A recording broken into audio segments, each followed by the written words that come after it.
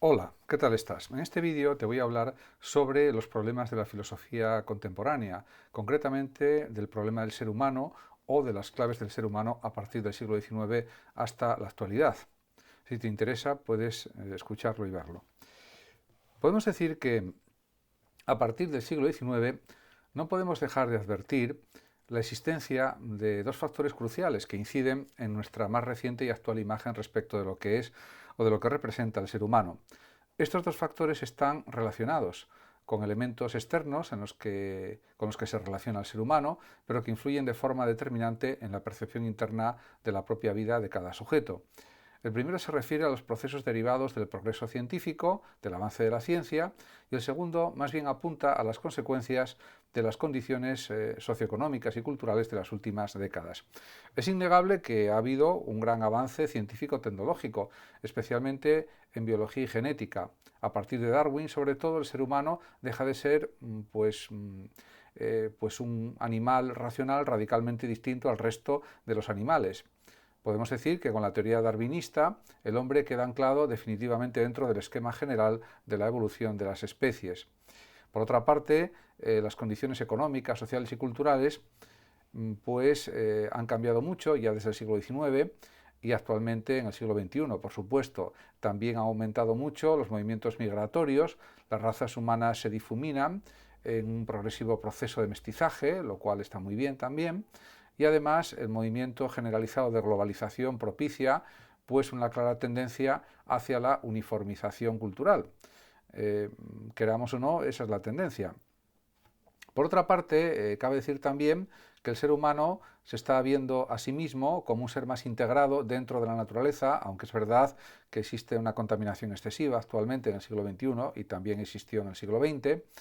Y también pues, podemos decir que se ha producido un gran avance intelectual y ético que ha costado siglos de lucha teórica y social, por lo menos sobre el papel, por lo menos si pensamos en los derechos humanos y en los derechos individuales reconocidos.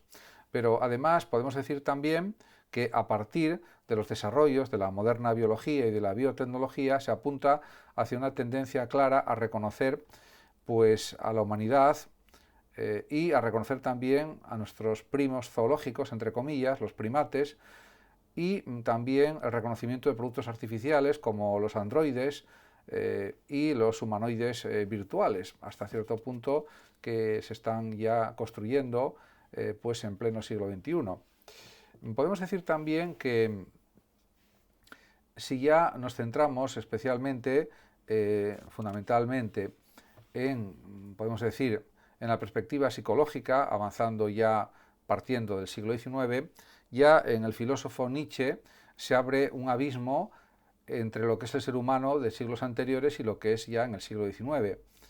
En ese sentido, ese cambio se notó más todavía en el siglo XX. Como es lógico, Nietzsche rompió de forma drástica, como se sabe, con las posiciones teóricas y las implicaciones prácticas sobre el ser humano de la tradición filosófica anterior y también sobre los otros dos temas principales de la filosofía, que eran Dios y el mundo. También se puede pensar que su punto de partida supone el reconocimiento, en primer lugar, de la inexistencia de una realidad objetiva. No existen hechos, sino para Nietzsche solo interpretaciones. Esto, claro, por supuesto es discutible, porque los hechos existen, son observables, son experimentables, son definibles. En definitiva, pues las ciencias empíricas tratan de hechos también. Por otra parte, para Nietzsche el mundo se entiende desde una perspectiva más bien antropocéntrica y no teocéntrica como en la Edad Media y en siglos anteriores.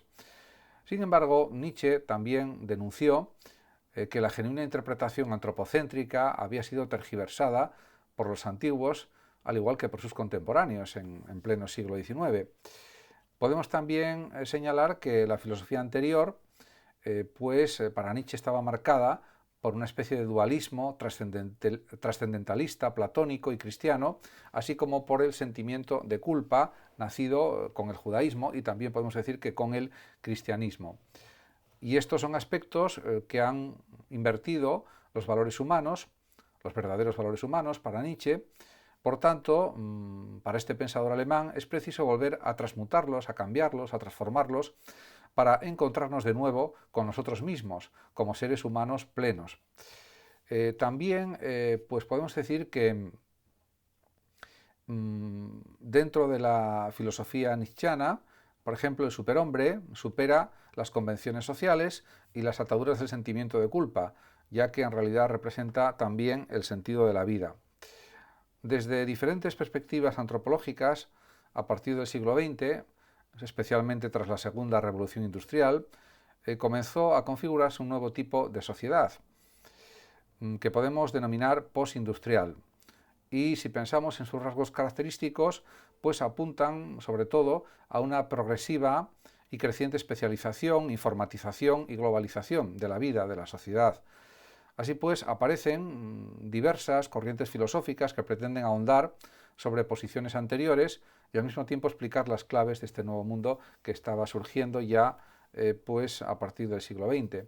En primer lugar, cabe citar a un gran sociólogo y pensador, Max Weber, quien se opone a la concepción marxista de que la economía determina la configuración y el cambio social, pues considera que también influyen factores culturales, religiosos, etc. Por otra parte, el aspecto más interesante del pensamiento de Weber se refiere a su análisis de la progresiva racionalización de la vida social, según los criterios de utilidad y de la eficacia, dando lugar a una organización científica del trabajo y a una burocratización de la vida social, algo que se notó ya en el siglo XX y que en el siglo XXI se nota, yo creo que con mucha más intensidad, en mi opinión. Por otra parte, también pues está la figura de Sigmund Freud, este gran psiquiatra, que intentó dar un estatus científico al concepto de lo inconsciente. Y su concepción de la mente, dividida en capas, inconsciente, preconsciente y consciente, fue realmente revolucionaria. También fue revolucionaria su indicación de que el ámbito de la conciencia es solo la punta del iceberg de nuestra vida mental. Para este psiquiatra, para Freud, nuestra vida, nuestros actos y nuestras decisiones están marcados por nuestras pulsiones sexuales, por nuestros deseos reprimidos o por nuestras experiencias infantiles, inclinaciones y acontecimientos de los que no somos, podemos decir, en absoluto conscientes. Para él, solo a través del análisis de nuestros lapsus, de nuestros sueños o de las técnicas terapéuticas del psicoanálisis a través de las mismas, podemos llegar a descubrir las claves fundamentales de nuestra conducta y de nuestra personalidad. Por supuesto, también ha habido muchas críticas al psicoanálisis de Freud, se considera que no es científico y lo han dicho pues, muchos investigadores, pensadores, filósofos, psicólogos, etc. En cualquier caso, tiene una importancia para el estudio de la psicología, de la psiquiatría, y hay algunas cuestiones que sí son ciertas de lo que dice, por supuesto, Freud, pero no utiliza una metodología con psicoanálisis científica como debería ser. En cualquier caso, pues es un método terapéutico más que se puede utilizar, si así lo considera el psiquiatra o el psicólogo. En cualquier caso, actualmente lo que predomina son las terapias cognitivas, lo que se denomina también la psicología cognitiva. También pues podemos mencionar otra corriente que es el existencialismo, a nivel filosófico, que se cuestiona precisamente también el núcleo central de lo que representa el psicoanálisis y que defiende pues, una antropología ética comprometida con uno mismo y con la sociedad. Así, para Jean-Paul Sartre, el ser humano es conciencia y libertad, sobre todo, mientras que la mente es conciencia y solo conciencia. Y que el inconsciente, para Sartre, sería un subterfugio tras el que nos escudamos para eliminar la conciencia y con ello a eliminar también nuestra propia libertad.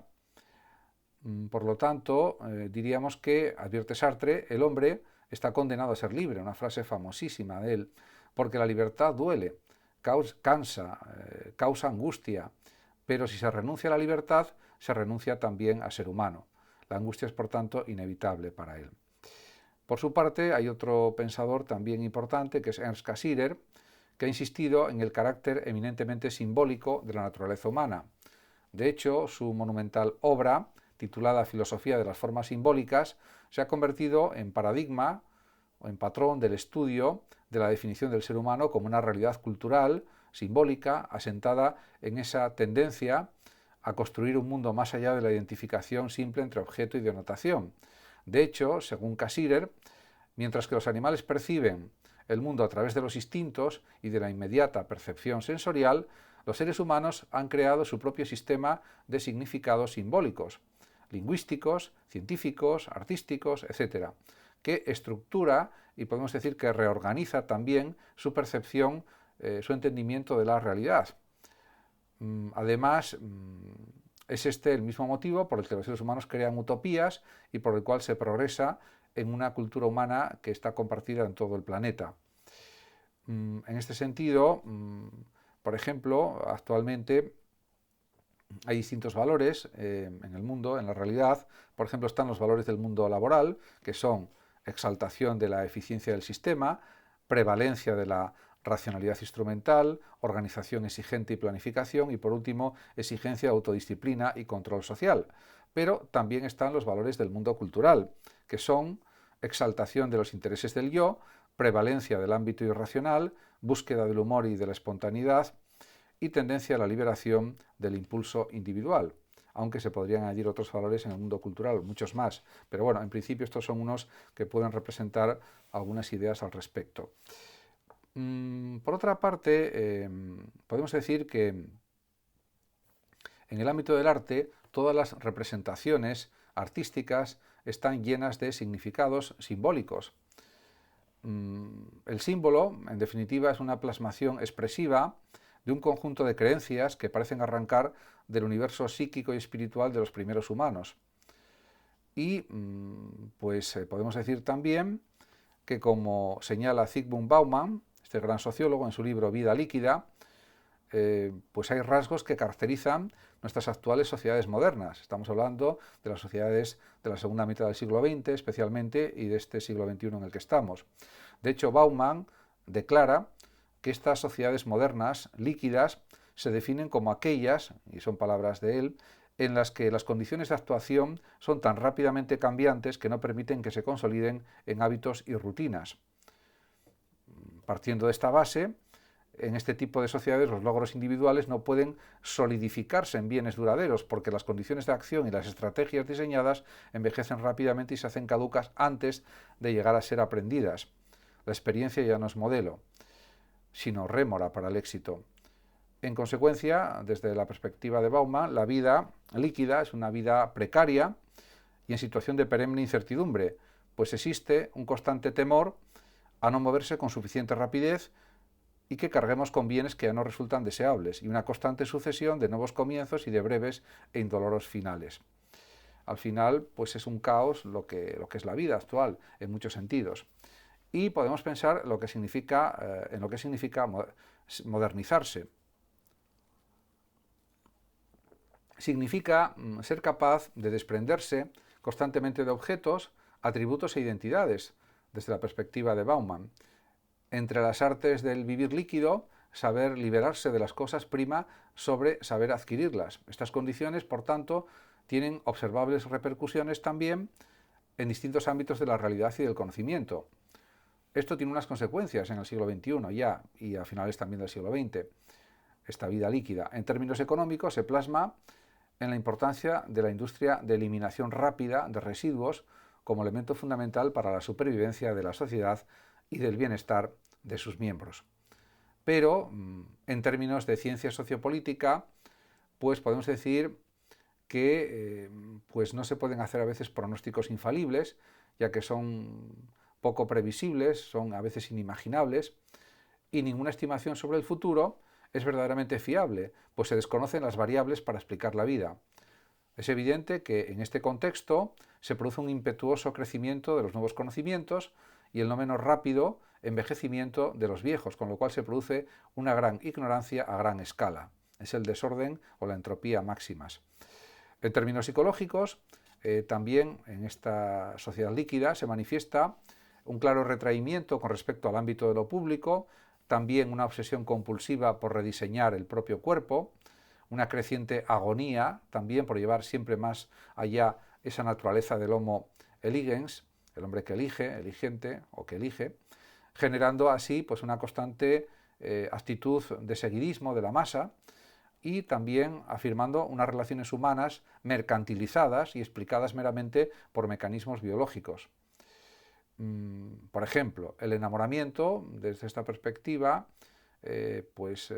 diríamos de Bauman, no es más que una excreción de oxitocina que no suele durar más de 2 años.